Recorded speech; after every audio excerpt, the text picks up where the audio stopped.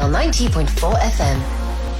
The Department of Agriculture, Land Reform and Rural Development recently announced that over 19 billion rand has been spent buying land for restitution purposes.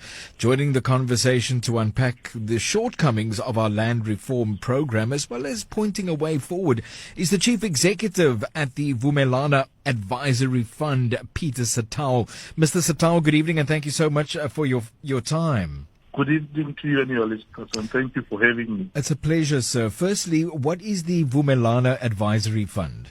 Vumelana Advisory Fund is a non-profit public benefit organization that helps communities or beneficiaries of land reform to develop their land. We do this through funding advisory services to structure commercially viable partnerships between beneficiary communities on the one hand and investors so that much needed jobs can be created, income can be created, and skills can be developed and transferred to these communities. Our work in general is complementary to what government is doing in developing rural communities and ensuring productive use of restored land. Okay, that answers my question because I wanted to find out where in the land reform process does the fund fit in? Yes, absolutely. I mean, one of our objectives is to really demonstrate the value of working between creating working relationships between communities on the one hand and the private sector. As we know, we cannot rely on government to do all of this because there's a huge demand on the government fiscus. So we are saying partnering with the private sector is the most expedient and immediate way through which we can actually address the current known challenges in the land reform space. Just by way of context, what have been some of the shortcomings for the land reform program? Well, in the main, these challenges have been identified through several reports that have, some of which have been commissioned by government itself and parliament. You know, for example, there was the Motlanke report, which was done a while back, and then more recently we had the Presidential Advisory Panel on Land Reform and Agriculture. And these reports have clearly identified where the challenges are. And these actually include, amongst others, corruption, amongst others, inept communal property associations, as well as infightings among the beneficiaries of land reform, you know. But most importantly, insufficient support for beneficiaries in the form of resources and skills as well as access to markets, you know. We know that at the point when the land is actually transferred to beneficiaries of land reform, for the most part, they don't always have the finance or the money or the resources for that matter to work the land, you know. Now, if you give communities the land and we do not provide them with post-settlement support, it's tantamount to actually setting them up for failure, you know. So these are some of the challenges that we've identified. And others would, for example, relate to lack of capacity by the state to implement its progress, as well as lack of coordination, where you find that the one department which is supporting land reform and another are not really working very, very closely. So if there is better coordination, resources can be used more effectively and in a targeted manner. And lastly, I would say monitoring and evaluation. If you don't do proper monitoring and you do evaluation, it becomes very difficult to have any improvement on what we are doing. That is certainly the case. And in terms of the opportunities, you mentioned that collaboration and forming partnerships with the private sector was absolutely key for this post-settlement support, Peter. I mean, our work as Vumelana really bears testimony to the fact that partnerships between the beneficiaries of land reform and the private sector can really address the current challenges that we've got in land reform. I mean, we have, since our 10-year of its existence, supported just over 25 community projects, which would attract in excess of R1 billion in private investment, putting into productive use in excess of 72,000 hectares of land, and really benefit in a positive way more than 16,000 households, you know.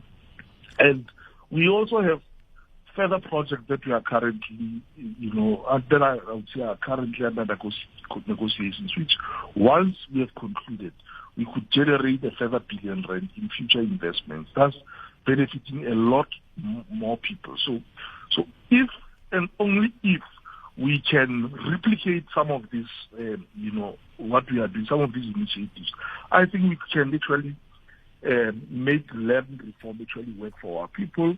We can begin to make a dent to the scourge of unemployment as you know it. However, to do this, you need the resources, financial resources, to support the communities. You cannot leave it to the communities themselves to negotiate with the private sector. You need independent practitioners in the form of transaction advisors who can mediate between these communities and the private sector to ensure that you can have a win-win situation and communities are not taken for a ride, but at the same time you've got agreements that are sustainable in the long run.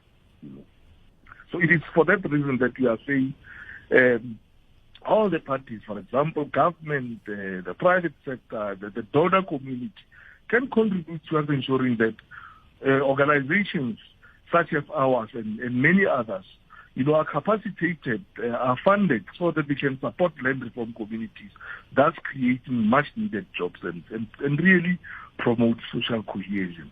And are you seeing, Peter, that this is translating on the ground, that communities through the post-settlement support are empowered, and that with the improvement in a range of governance issues and measures that you highlighted, that appetite for investment has also increased? Well, you're raising an important point. I mean, if you're talking about good governance in general,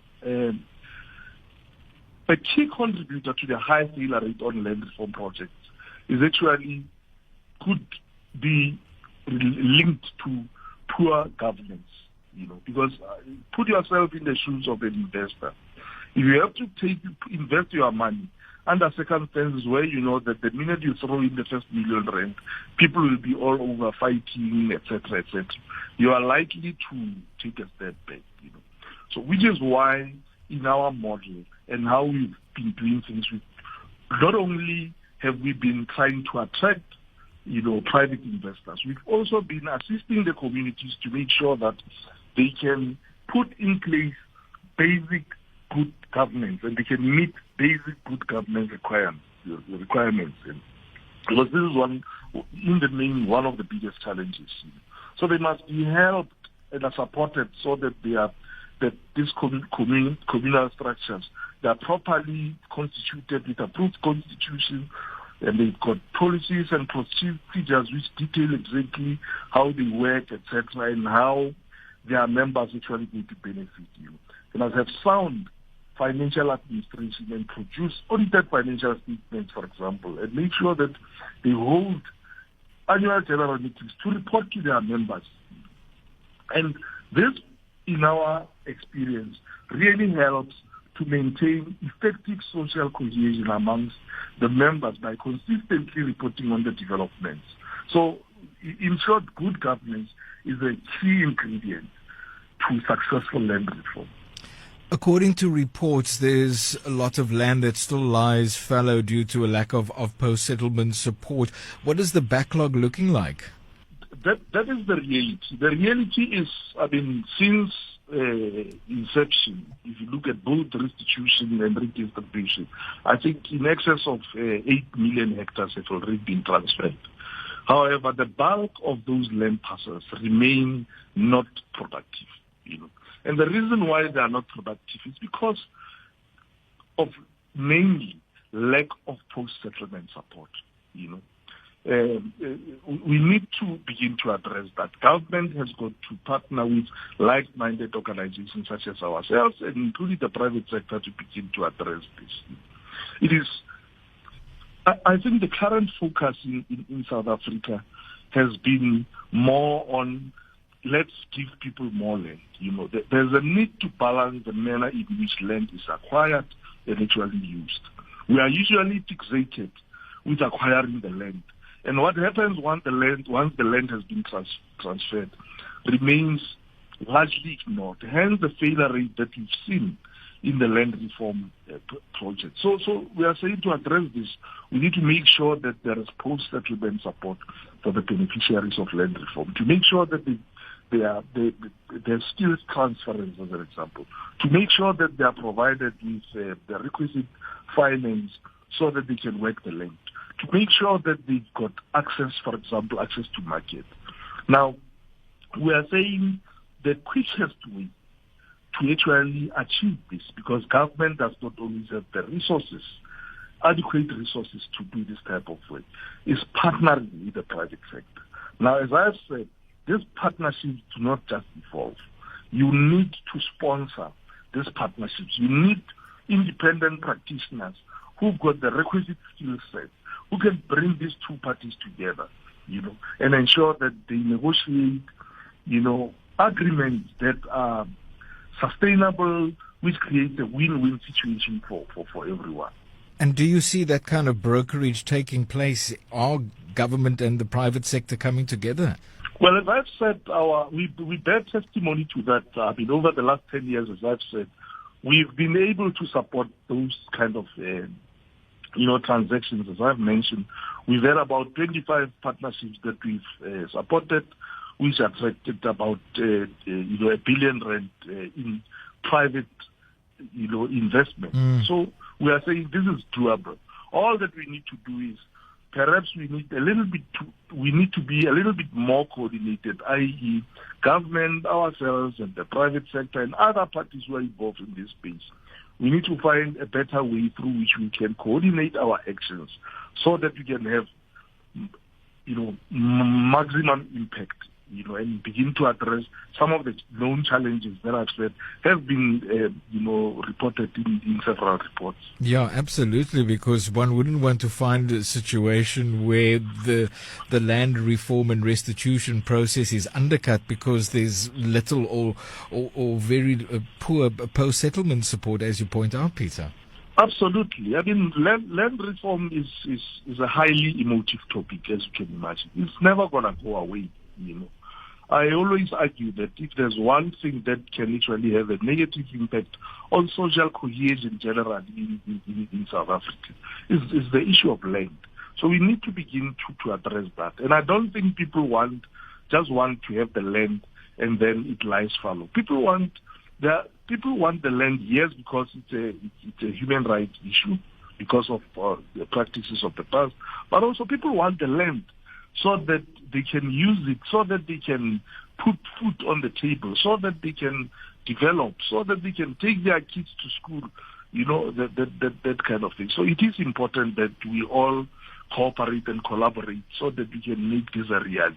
Peter Setou, Chief Executive at the Vumelana Advisory Fund. Appreciate your time and your insights on this. Thank you so much, Peter, for joining us tonight. Thank you. Thank you for having me. Thank you. People worry that to study by correspondence means to study alone. But at Oxbridge Academy, you are never on your own. And if you commit, we are committed to you and all.